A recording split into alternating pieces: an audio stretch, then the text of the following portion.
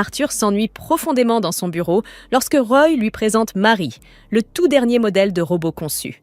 Intrigué par cette création, Arthur décide de l'examiner de plus près. Il félicite son inventeur, impressionné par la qualité du modèle, mais insiste sur le fait qu'il doit encore l'étudier minutieusement. Alors qu'il s'avance vers elle, l'horloge de la pièce explose soudainement, remplissant le bureau d'un nuage de fumée. Les employés s'empressent de chercher un extincteur, mais Arthur, lui, garde les yeux rivés sur la robotique jeune femme. Il remarque que Marie ne réagit absolument pas à l'explosion. Il en conclut qu'elle est bel et bien une machine, et non une humaine déguisée en robot. Apercevant l'une des servantes non loin de là, Arthur l'accuse d'être responsable de l'explosion. Ces hommes l'arrêtent immédiatement et la traînent hors du manoir. Arthur leur ordonne ensuite de neutraliser un espion qu'il a repéré sur un toit voisin et de retirer le dispositif d'écoute caché sur son bureau. Tandis qu'il observe de loin ses subordonnés éliminer l'assassin, Arthur ne peut s'empêcher de ressentir le dégoût qu'il éprouve pour les humains. Un jeune garçon entre alors, portant des cadeaux et un bouquet de fleurs, mais s'immobilise net lorsqu'un couteau jaillit soudainement des fleurs. Arthur, impassible, ne montre aucune surprise. Il déclare que les humains sont des êtres égoïstes, prêts à renier toute morale pour servir leurs intérêts, raison pour laquelle il voulait un compagnon robotique digne de confiance. La vie d'Arthur n'a jamais été simple. Depuis son enfance, ses proches n'ont cessé de convoiter sa fortune, envoyant assassins et pièges pour se débarrasser de lui. Incapable de faire confiance même à sa propre famille, Arthur a fini par haïr profondément les gens. Il affirme que ceux qu'il méprise le plus sont les menteurs. Marie, la servante robot, écoute sans rien dire. En réalité, elle est une artiste martiale réputée pour son calme et son absence totale d'émotion au combat. Mais cette fois, elle joue un rôle. Elle est une humaine se faisant passer pour un robot. Au fond d'elle, Marie panique. Elle ignorait qu'elle devait cacher son identité humaine, surtout à un homme nourrissant une telle haine envers les siens. Arthur s'approche d'elle, et son angoisse monte d'un cran, persuadé qu'il a découvert la vérité. Mais soudain, Arthur rougit et se met à la complimenter avec enthousiasme. Gênée par son comportement, Marie s'empresse de déclarer qu'elle va commencer à nettoyer la chambre. Arthur lui saisit doucement la main et lui demande s'il peut l'appeler Marie. Elle accepte avec hésitation, déconcertée par ce changement de ton si soudain.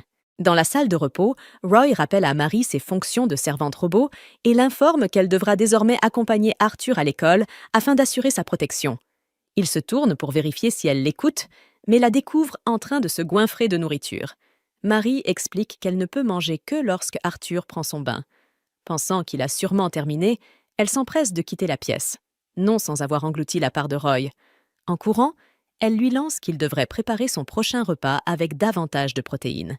Roy la regarde s'éloigner, inquiet que leur mascarade finisse par échouer et qu'ils soient tous deux exécutés pour avoir menti à Arthur. Le lendemain matin, Arthur réprimande sévèrement l'un de ses majordomes pour s'être endormi trop longtemps. Marie ne peut s'empêcher de penser qu'il est à la fois strict et intimidant, mais que chacune de ses remarques est pleine de bon sens. Une fois installés dans la voiture, Arthur lui expose leur emploi du temps de la journée. En l'écoutant, Marie comprend que les journées d'Arthur sont toujours bien remplies, entre ses études et la gestion de son entreprise. Il commence à se plaindre d'un partenaire d'affaires dépourvu de savoir-vivre. Marie se dit alors qu'Arthur est vraiment un homme rigide et redoutable, mais elle remarque aussi qu'il devient étonnamment doux lorsqu'il s'adresse à elle. Soudain, Arthur lui prend la main et se penche vers elle.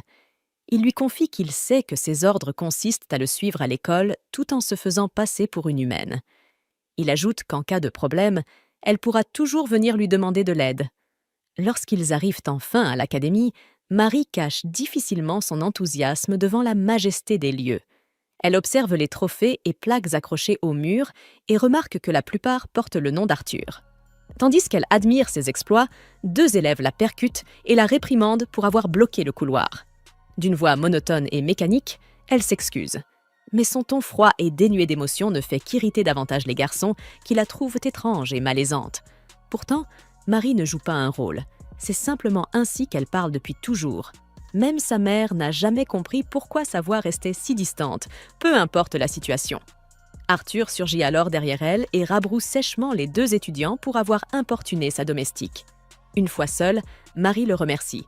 Et Arthur lui caresse doucement la tête en lui disant qu'il trouve sa voix neutre et son visage impassible adorable. Lorsqu'il lui fait signe qu'il est temps de partir, Marie sent ses joues rosir légèrement. C'est la première fois qu'on lui adresse un compliment aussi tendre. De retour au manoir, il s'installe dans le bureau d'Arthur. Un jeune homme entre alors et le salue avec une familiarité déconcertante. Roy chuchote à Marie que cet homme n'est autre que Maynard, le frère d'Arthur, du moins en titre. Marie se demande aussitôt si lui aussi cherche à nuire à Arthur et observe attentivement les deux hommes. Les deux frères échangent des paroles aimables et pleines d'éloges, mais, intérieurement, ils se maudissent l'un l'autre. Derrière leur sourire poli et leur voix courtoise, chacun perçoit parfaitement le venin dissimulé dans les mots de l'autre. Roy, qui les observe, devine sans peine la tension invisible entre eux, tandis que Marie, totalement inconsciente de ce climat hostile, pense simplement qu'ils s'entendent bien comme de vrais frères unis. Maynard finit par s'excuser et quitte la pièce sous prétexte d'aller aux toilettes. Une fois seul dans le couloir, il laisse éclater sa frustration et marmonne des insultes, exaspéré qu'Arthur soit encore en vie. Mais il s'interrompt brusquement lorsque Marie surgit silencieusement derrière lui, lui indiquant la direction des toilettes. Pris de panique, Maynard sursaute et la réprimande sèchement. Marie s'excuse, mais son visage impassible ne montre aucune trace de remords. Elle lui explique qu'elle est un robot, incapable de ressentir ou d'exprimer des émotions. Intrigué, Maynard la dévisage longuement, remarquant qu'elle ne cligne même pas des yeux.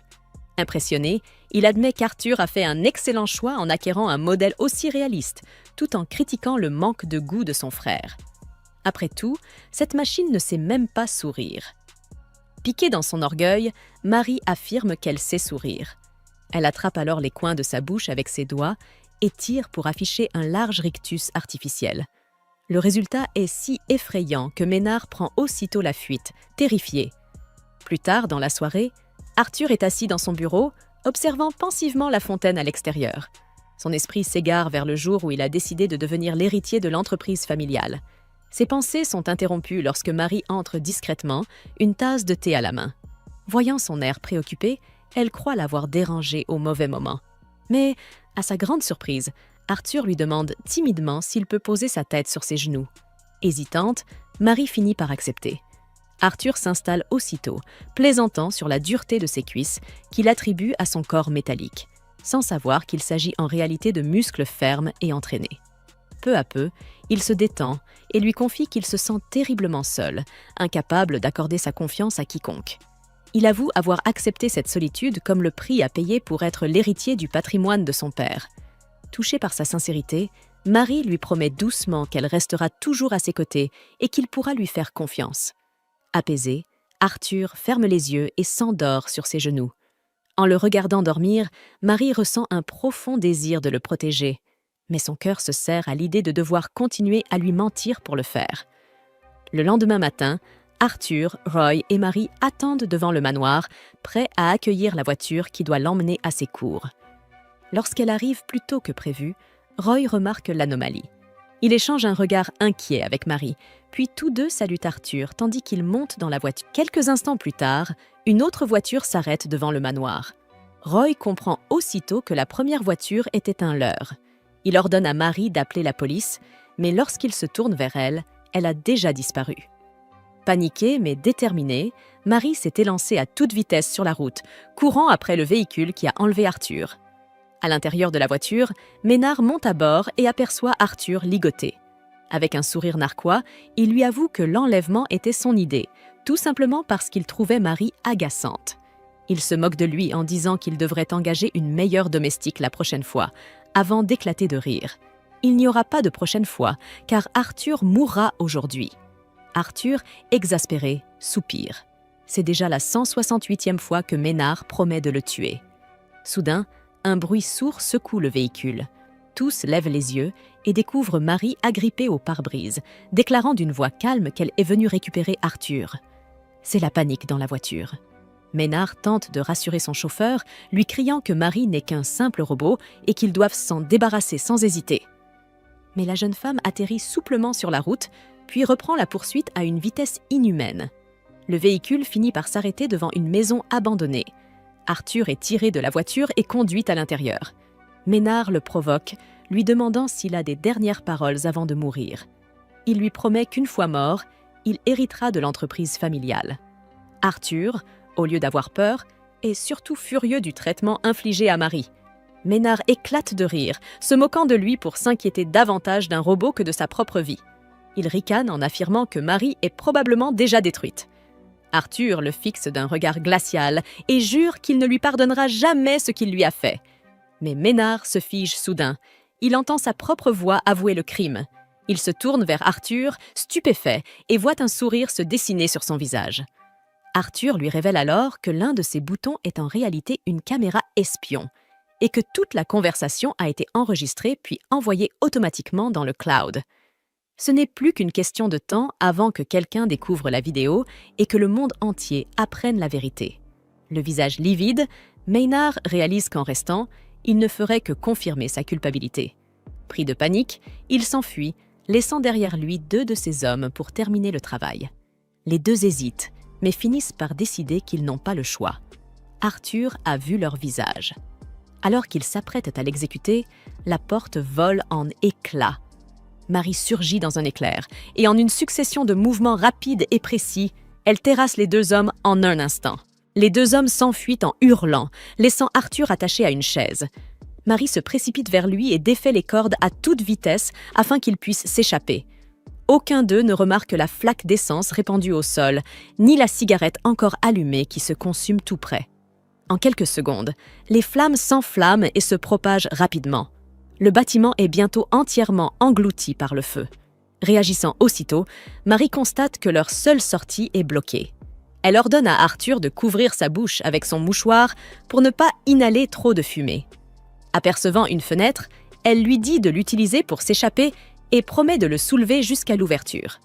Arthur refuse d'abord, incapable de se résoudre à la laisser derrière lui. Mais Marie insiste, lui assurant qu'elle ira bien et qu'elle trouvera une autre issue une fois qu'il sera en sécurité. Une explosion proche secoue la structure, rendant l'air irrespirable et la visibilité presque nulle.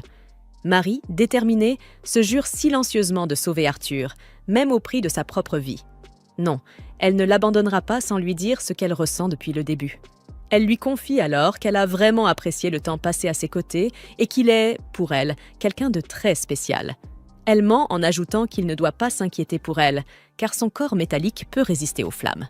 Elle le supplie de s'enfuir et de venir la chercher plus tard, prétendant qu'elle pourra simplement être réinitialisée une fois réparée. À contre-cœur, Arthur accepte et grimpe par la fenêtre. Une fois dehors, il crie qu'il reviendra la sauver. À l'intérieur, Marie s'effondre finalement, asphyxiée par la fumée. Alors que sa conscience s'éteint, elle se sent coupable de lui avoir menti, mais reconnaissante d'avoir pu le protéger jusqu'au bout. Quand elle rouvre les yeux, elle est stupéfaite de se trouver allongée sur un lit. Arthur est assis à son chevet et lui explique qu'il a immédiatement appelé Roy et qu'ils ont réussi à la sauver à temps. Aucune réinitialisation n'a été nécessaire. Marie ressent un immense soulagement, même si son visage demeure impassible. Arthur la regarde longuement, tenté de lui poser une question sur le sourire qu'il a cru voir dans l'incendie. Finalement, il se ravise, au grand soulagement de Roy. Il se convainc que ce sourire n'était qu'une hallucination causée par la fumée. Et pourtant, alors qu'il détourne les yeux, une pensée douloureuse lui traverse l'esprit. Tomber amoureux de Marie n'a aucun sens. Après tout, elle n'est qu'un robot. Et même si elle ne l'était pas, le jour de la fête, tous les domestiques s'affairent aux derniers préparatifs. Arthur finit par réprimander le serviteur responsable après avoir découvert que plusieurs tâches restaient inachevées, alors que celui-ci affirmait que tout était prêt. À cause de sa profonde aversion pour les menteurs, Arthur le renvoie sur le champ. Marie s'empresse d'aller chercher les chaises manquantes, ce qui lui vaut les félicitations d'Arthur. En quelques instants à peine, les invités commencent à arriver dans le jardin où la réception se tient.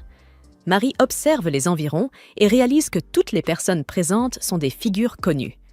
Arthur lui confie que cet événement est crucial et qu'il ne peut se permettre la moindre erreur en tant qu'héritier de son père.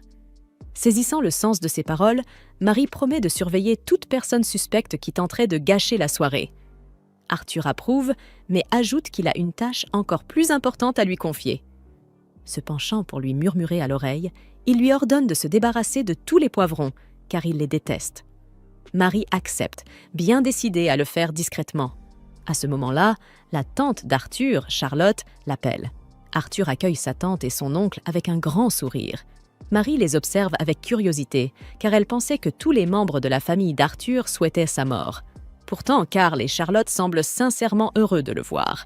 Roy glisse doucement à Marie que ces deux-là sont les seuls membres de la famille qui soutiennent pleinement Arthur. Charlotte remarque qu'Arthur paraît plus heureux que d'habitude et lui demande si quelque chose est arrivé. Fier, Arthur déclare que son entreprise a fait une avancée majeure. Ils ont enfin créé la parfaite domestique robotique. Il désigne Marie d'un geste, la présentant fièrement. Charlotte est aussitôt captivée et s'approche pour l'examiner de plus près. Plus elle l'observe, plus Marie semble humaine. Sous le regard perçant de Charlotte, Marie commence à paniquer, craignant que sa véritable nature ne soit découverte. Réagissant rapidement, Roy la tire à l'écart sous prétexte de lui confier davantage de tâches. Marie se met alors à équilibrer plusieurs plateaux et à pousser un chariot chargé d'une haute tour de verre, impressionnant les invités par son habileté. Alors qu'elle travaille, le chat de Charlotte bondit soudainement vers le chariot. Marie réagit avec une rapidité étonnante. Elle attrape le chat en plein vol et stabilise les verres avant qu'il ne se renverse. Karl félicite Marie pour son équilibre remarquable, et Roy explique qu'elle est équipée d'un système d'amortissement de choc très avancé. La fête se poursuit sans encombre. Marie accomplit tranquillement l'étrange demande d'Arthur concernant les poivrons en les mangeant discrètement avant que les plats n'arrivent sur les tables. Malheureusement, elle en laisse tomber un sans s'en rendre compte. Le chat aperçoit le poivron tomber et commence à jouer avec. À l'autre bout du jardin, un intrus parvient à échapper à la sécurité. Mais avant qu'il ne fasse un pas de plus, Marie le neutralise d'un coup précis et le met hors d'état de nuire. Par précaution, elle décide de patrouiller le reste du domaine à la recherche d'autres individus suspects. Alors qu'elle fouille les alentours, elle sent soudain une présence juste derrière elle. Réagissant par instinct, elle saisit la personne et la projette par-dessus son épaule pour découvrir qu'il s'agit d'Arthur. Elle l'aide aussitôt à se relever et l'escorte jusqu'à son bureau, où il s'installe, posant la tête sur ses genoux. Arthur avoue qu'il voulait simplement échapper à la foule un instant, épuisé d'avoir dû divertir les invités. Alors qu'il se détend, Marie lui caresse doucement la tête, mais elle se fige lorsqu'Arthur saisit soudain sa main, se redresse et la tire contre lui pour la remercier sincèrement. Surprise, Marie recule brusquement. Elle déclare que puisqu'il s'est rétabli, elle doit retourner à ses fonctions. Arthur la regarde s'éloigner avec une déception silencieuse. Aucun d'eux ne remarque que Charlotte a assisté à toute la scène et que ses soupçons grandissent quant à la véritable nature de Marie. Peut-être n'est-elle pas une simple androïde après tout. De retour dans le jardin, Marie tente tant bien que mal de calmer les battements rapides de son cœur, troublée par ses propres réactions. Roy lui demande de servir de l'eau aux invités, mais elle laisse tomber un verre qui se brise en 1000 morceaux. En voulant en préparer un autre, elle renverse toute une carafe sur Roy. Soupirant, celui-ci la renvoie momentanément, craignant qu'elle ne trahisse leur couverture si elle continue dans cet état de distraction. Coupable, Marie s'éloigne vers un coin isolé du jardin. Avant de tourner à l'angle, elle aperçoit un homme accroupi en train de manipuler quelque chose. En réalisant qu'il est en train de poser de la dynamite, Marie se précipite, détruit le détonateur d'un coup et envoie l'homme valser à travers les buissons d'un puissant coup de pied. Malheureusement, elle oublie que la fête se déroule de l'autre côté de ces mêmes buissons. Les invités poussent des cris de stupeur lorsque Marie surgit soudainement, projetant l'inconnu inconscient en pleine vue. La panique gagne la foule jusqu'à ce qu'Arthur intervienne rapidement et déclare que cet homme n'était pas un invité, mais un intrus qui prévoyait de faire exploser une bombe. Il annonce fièrement que Marie vient de sauver tout le monde. Les invités éclatent en applaudissements, impressionnés par son sang-froid et son courage. Karl remarque à quel point Arthur accorde une grande confiance à Marie, tandis que Charlotte observe silencieusement, pensant que peut-être Marie sera celle qui apprendra à Arthur à faire confiance aux autres à nouveau. Depuis le toit, Ménard regarde la scène de louange en contrebas et jure de colère. Tandis qu'il fulmine en évoquant sa vengeance prochaine, il perd l'équilibre et tombe. Plus tard dans la soirée, Arthur se tient sur le balcon de son bureau, contemplant la vue en contrebas. Marie finit par apparaître, vêtue de la robe élégante qu'il avait choisie pour elle. car il souhaitait la voir dans autre chose que son uniforme de domestique. Souriant, Arthur lui prend la main et l'invite à profiter du reste de la soirée à ses côtés. Incertaine, Marie retire doucement sa main et s'incline avec gêne, murmurant qu'elle est désolée d'avoir presque gâché la fête. Arthur lui dit qu'elle a travaillé très dur toute la journée et qu'elle a même éliminé tous les poivrons rien que pour lui. Il lui sourit, avouant qu'il lui en est sincèrement reconnaissant. Marie le fixe en silence. Une étrange chaleur envahit sa poitrine, et pour la première fois, elle ressent un irrésistible désir de le servir pour toujours. Ignorant ses pensées, Arthur médite à voix haute, disant qu'il doit être agréable d'être un robot, puisqu'il n'est pas nécessaire de manger. Curieux, il demande ensuite comment elle se recharge. Paniquée, Marie laisse échapper qu'elle fonctionne avec une double batterie. Personne ne croirait une telle chose.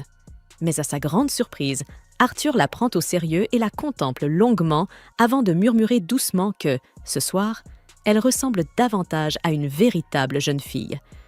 Avant que Marie ne puisse répondre, Arthur se penche vers elle et dépose un baiser délicat sur son front. Brusquement, elle le repousse et s'enfuit vers la serre. Elle s'inquiète qu'Arthur ait peut-être découvert son secret, qu'elle est humaine. À l'extérieur, Roy garde le silence, le visage assombri par l'inquiétude. Le lendemain matin, Marie se ressaisit pour une nouvelle journée de travail. Elle redoute de croiser Arthur après les événements de la veille, mais se persuade qu'il n'a pas pu voir clairement son visage dans l'obscurité. En entrant dans la salle à manger, elle décide de lui dire qu'un dysfonctionnement l'a poussée à le repousser. Elle pousse un chariot de nourriture et commence sa routine habituelle.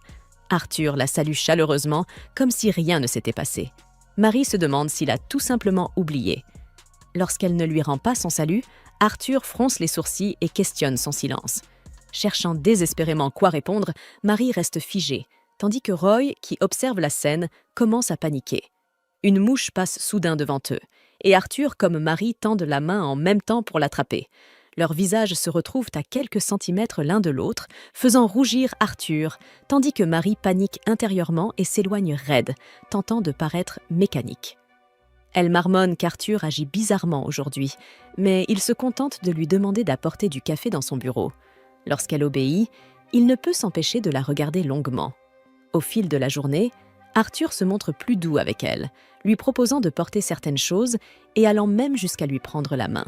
Marie décide qu'elle doit agir de manière plus robotique pour éviter tout soupçon, mais Arthur ne fait que la regarder s'éloigner, intrigué par sa démarche étrangement mécanique. Dans la salle de repos, Roy appelle Marie et l'informe qu'elle est relevée de ses fonctions avec effet immédiat. Il lui explique qu'Arthur devient de plus en plus méfiant depuis la veille et que ce n'est qu'une question de temps avant que son secret ne soit découvert. Marie se fige, incapable de comprendre pleinement ses paroles. Roy tente de la rassurer en lui disant qu'il continuera à veiller sur elle, mais insiste sur le fait qu'elle doit trouver du travail ailleurs avant qu'Arthur ne découvre la vérité. Marie a du mal à accepter l'idée de partir. Elle s'est attachée à Arthur. Désespérée, elle supplie Roy, lui promettant de faire de son mieux pour ne pas se faire démasquer. Roy lui dit qu'Arthur l'aime beaucoup. S'il apprend un jour qu'elle est humaine, cela le briserait. Il lui rappelle à quel point Arthur déteste le mensonge et souligne que continuer à lui mentir doit forcément lui faire mal à elle aussi. Marie réalise qu'elle n'a aucun argument à lui opposer. Roy poursuit, lui annonçant qu'il a déjà trouvé sa remplaçante, une véritable domestique robot. Quelques instants plus tard, Marie II, le nouveau modèle, traverse les couloirs avec une précision mécanique jusqu'à atteindre le bureau d'Arthur. En entrant, elle se présente comme une version améliorée de Marie et démontre immédiatement ses capacités en attrapant et éliminant une mouche avec une rapidité stupéfiante. Arthur la fixe, incrédule, jusqu'à ce que Roy s'avance aux côtés de la machine pour expliquer qu'avec ses systèmes de combat et d'efficacité perfectionnés, Marie II est la domestique idéale pour le servir. Pendant ce temps, la vraie Marie fait silencieusement ses bagages, ne possédant que très peu d'affaires, tandis qu'Arthur teste la fonction « oreiller de genou » de Marie II, accompagnée d'une musique d'ambiance. Aux grilles du domaine, Roy presse Marie de partir avant qu'Arthur ne s'en aperçoive. Elle lui promet de laver et de rendre son uniforme malgré son insistance pour qu'elle le garde. Pour elle, cet uniforme est un symbole de tout ce qu'elle est sur le point de perdre. Un rappel qu'elle n'a jamais été destinée à rester aux côtés d'Arthur. Alors qu'elle s'apprête à partir, Arthur apparaît soudain, le visage empreint d'un mélange de confusion et de colère. Il exige de savoir ce qui se passe et pourquoi elle est remplacée si brusquement. Marie, gardant son ton habituellement calme, explique que puisqu'il existe désormais une domestique robot plus récente et plus performante, il est temps pour elle de se retirer. Mais Arthur ne la croit pas. Sa frustration grandit à mesure qu'il cherche les mots justes, tentant d'exprimer qu'il la veut, elle, précisément. Avant que quiconque ne puisse dire quoi que ce soit, Marie II surgit soudainement derrière Arthur. Ses capteurs se verrouillent sur Marie et l'identifient comme une menace. Marie ordonne à Roy et à Arthur de s'éloigner, juste au moment où le robot se jette en avant. Elle parvient à bloquer la première attaque, mais est aussitôt projetée en arrière sous la puissance du choc. Elle comprend vite que la force de Marie II dépasse largement la sienne. Alors qu'elle se prépare à encaisser le coup final, Arthur se précipite devant elle pour la protéger de l'impact. Roy pousse un cri d'horreur lorsque le coup atteint le dos d'Arthur. Submergée par la rage et le désespoir, Marie rassemble chaque once de force qui lui reste. D'un coup de pied féroce, elle brise Marie II en deux. La machine s'effondre lourdement au sol. Arthur se précipite vers Marie, la voix tremblante d'inquiétude, et lui dit qu'il sait déjà tout. Roy se fige, pris de panique, craignant que leur secret ne soit découvert. Cependant, la compréhension d'Arthur est loin de la vérité. Il croit que Marie a simplement subi une défaillance et que Roy avait préparé Marie II pour la remplacer. Arthur insiste sur le fait qu'il peut payer tous ses frais de maintenance, déterminé à la garder à ses côtés. Marie le rassure rapidement en prétendant qu'il n'y a pas lieu de s'inquiéter, qu'elle a déjà été réparée. Arthur lui adresse un sourire chaleureux, la prend doucement dans ses bras et lui demande de rester toujours auprès de lui. Marie avoue à voix basse qu'elle le souhaite aussi.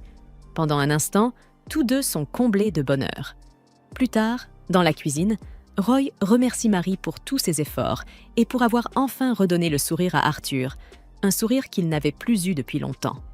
Marie promet de continuer à travailler dur et d'éviter toute erreur pouvant révéler sa véritable identité. Un bruit mécanique retentit soudain dans la pièce. Marie se retourne et voit Marie II entrer dans la cuisine, rutilante et entièrement opérationnelle.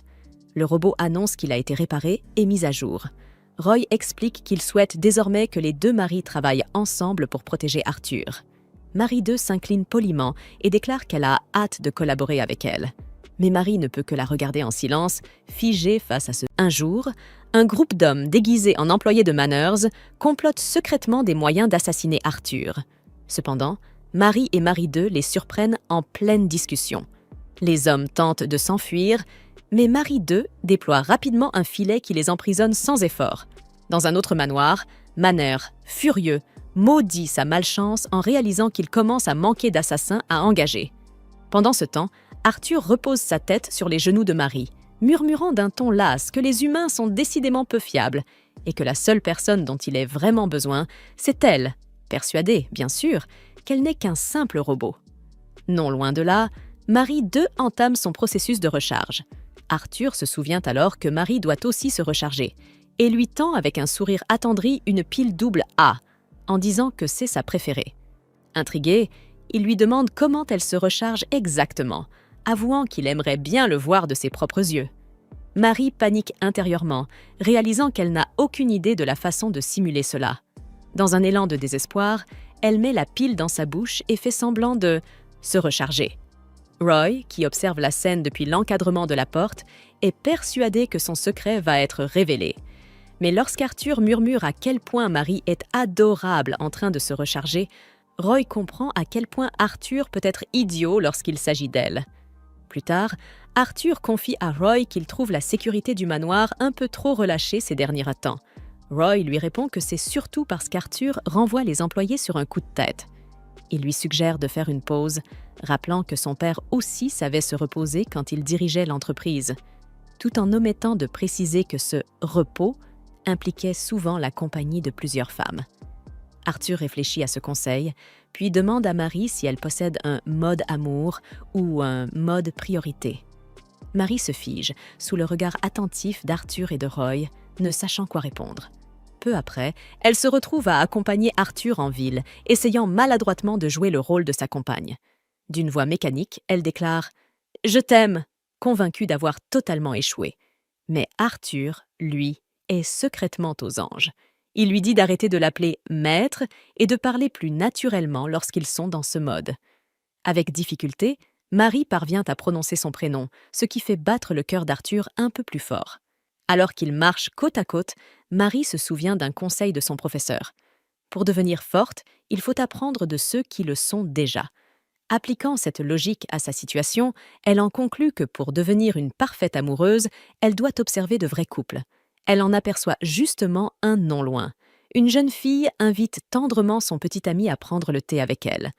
Imitant la jeune fille, Marie invite Arthur à prendre le thé, choisissant exactement le même salon où le couple vient d'entrer. En remarquant la fille serrer tendrement son petit ami dans ses bras, Marie essaie de reproduire le geste. Mais sa force surhumaine finit par écraser Arthur dans une étreinte beaucoup trop puissante. Une fois assis, Marie s'excuse maladroitement, mais son attention reste fixée sur le couple. Lorsqu'elle voit la jeune femme donner une bouchée à son compagnon, elle comprend qu'elle peut faire la même chose sans problème. Arthur trouve son comportement étrangement attendrissant. Il prend doucement sa main pour guider la friandise jusqu'à sa bouche. Pour la remercier, il lui tend à son tour une pile qu'il lui fait manger, comme un gâteau, sous les regards horrifiés des clients, persuadés d'assister à une scène de maltraitance domestique. Il quitte finalement le café, tandis que le regard de Marie reste rivé sur le couple qui marche devant eux. Elle observe la tendresse naturelle de leurs gestes, fascinée. Arthur, ignorant qu'elle les suit des yeux, remarque quelques petites barques amarrées le long de la rivière. En voyant où se porte son attention, Marie lui rappelle qu'elle pourrait tomber en panne si elle venait à tomber à l'eau, cachant en réalité qu'elle ne sait pas nager. Un air inquiet traverse le visage d'Arthur, qui se met à penser que Roy pourrait la lui retirer si elle venait à se dérégler. Tandis qu'il rumine cette idée, Marie poursuit son observation du couple. Elle les voit cette fois s'offrir un petit cadeau et en conclut que ce genre de geste fait partie du bonheur amoureux. Quand elle les voit s'embrasser, elle décide aussitôt que c'est une chose qu'elle ne peut pas reproduire. À la place, elle cueille doucement un trèfle à 4 feuilles dans l'herbe et le tend à Arthur, expliquant que c'est un cadeau censé lui porter bonheur. Arthur reste silencieux, ce qui pousse Marie à croire que son présent n'a aucune valeur. Mais il prend délicatement le trèfle entre ses doigts et lui dit que ce n'est pas le prix d'un cadeau qui compte, mais la sincérité de celui qui l'offre. Alors qu'il traverse le parc, il remarque que presque tous les couples se tiennent la main. Arthur, un peu hésitant, lui demande s'ils peuvent faire de même et lui montre doucement comment s'y prendre. Marie entend alors quelqu'un remarquer à quel point il y a beaucoup de couples ce jour-là, et elle commence à se demander si, un jour, Arthur rencontrera une fille gentille qui saura le rendre heureux. À la tombée de la nuit, Arthur la conduit jusqu'à une vieille église, lui avouant qu'il y venait souvent avec ses parents. Soudain, il lui demande s'il peut l'embrasser. Marie se fige, le visage impassible mais l'esprit en panique. Elle sait qu'elle est censée accepter, pourtant quelque chose en elle résiste. Alors qu'Arthur se penche lentement vers elle, Marie aperçoit un projectile foncer droit sur eux. En une fraction de seconde, elle l'attrape par le bras et le tire hors du coin de l'œil. Marie aperçoit un mouvement sur le toit de l'église. Elle ordonne aussitôt à Arthur de rester sur place pendant qu'elle s'en charge. En montant, elle se retrouve face à face avec Noah, qui semble plus intrigué par ses capacités que par sa véritable cible. D'un ton presque amusé, il lui demande si elle est la petite amie d'Arthur. Marie réplique sèchement qu'elle n'est que son assistante. Elle passe aussitôt à l'attaque, mais comprend vite à quel point Noah part et esquive avec une aisance déconcertante. Son calme et sa vitesse prouvent qu'il n'a rien d'un adversaire ordinaire. En contrebas, elle entend Arthur l'appeler. Elle tourne la tête pour lui dire de rester en arrière, mais Noah réapparaît soudain derrière elle et, avec un sourire provocateur, lui souffle qu'il l'aime bien. D'une simple poussée, il la précipite dans le vide. Marie réalise qu'elle chute, mais avant qu'elle ne touche le sol, Arthur la rattrape in extremis. Elle s'excuse d'avoir laissé Noah s'échapper, se blâmant intérieurement d'avoir échoué à la fois comme garde du corps et comme fausse amante. Alors que ses pensées s'enchaînent dans un tourbillon de culpabilité, Arthur s'approche doucement et dépose un baiser sur sa joue, murmurant que leur véritable baiser pourra attendre qu'elle réactive son mode amoureux. Marie l'avertit qu'elle ne pourra pas l'utiliser souvent, car ce mode consomme énormément d'énergie. À ces mots, Arthur prend un air sombre et appelle discrètement Roy pour qu'il vienne les chercher. Le lendemain à l'école, l'esprit de Marie reste hanté par l'image de Noah. Elle se jure de le neutraliser la prochaine fois qu'ils se croiseront. Ses pensées sont brusquement interrompues lorsque le professeur présente un nouvel élève transféré. Sous les regards curieux de la classe, Noah entre joyeusement et se présente avec un large sourire. Dehors, Ménard marmonne qu'il espère enfin que Noah accomplira sa mission. En classe, le nouveau venu charme rapidement toutes les filles par son aisance et son allure confiante. Marie, elle, ne perd pas une seconde. Elle quitte la salle sans un mot, décidée à retrouver Arthur pour le prévenir qu'un assassin s'est infiltré dans leur école.